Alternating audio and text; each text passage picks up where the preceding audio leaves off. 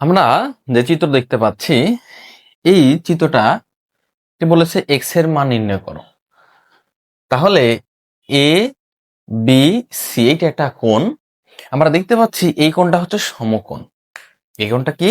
এই কোণটা হচ্ছে সমকোণ। এই সমকোণটা দুই ভাগে ভাগ হয়েছে। কি? এ বি ডি আর ডি বি সি দুইটা অংশে ভাগ হয়েছে।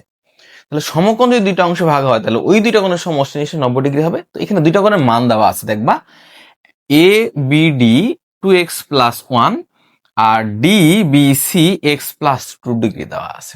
তাহলে আমরা আসো এখন সমাধান করি। তাহলে সমাধানটা আমরা কিভাবে করব? আমরা জানি এক সমকোণ সমান 90 ডিগ্রি। এই এক সমকোণটা দুই ভাগে ভাগ হয়েছে, সেটা কি কি? দেখো এ বি সি সমান 90 ডিগ্রি লিখবা, বা এ বি সি কোণটা দুই ভাগে ভাগ। কি কি? A D B D. A B D আমরা লিখব A B D plus D B C. D B C সমান 90 ডিগ্রি।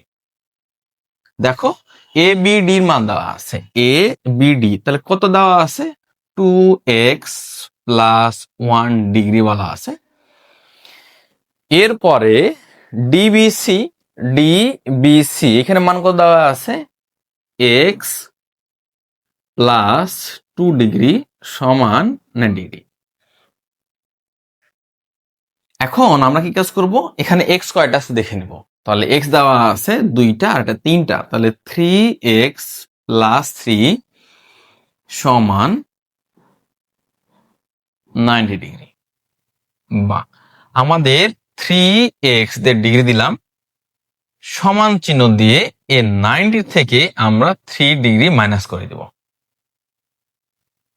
বা 3x ডিগ্রি সমান 90 থেকে যদি আমরা 3 বিয়োগ করি তাহলে 87 ডিগ্রি আসবে।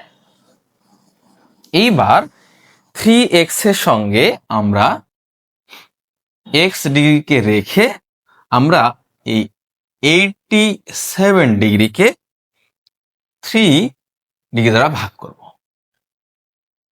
অতএব x সমান x এর যেটা মান আসবে আমরা সেটা ডিগ্রি দিতে পারি।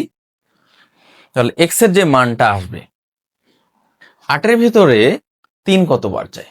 8 এর ভিতরে 3 যাবে 2 বার।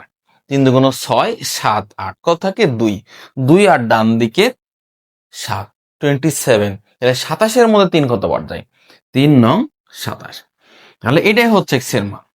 x এর মান সমান 29 ডিগ্রি। এটাই হচ্ছে আমাদের অ্যান্সার।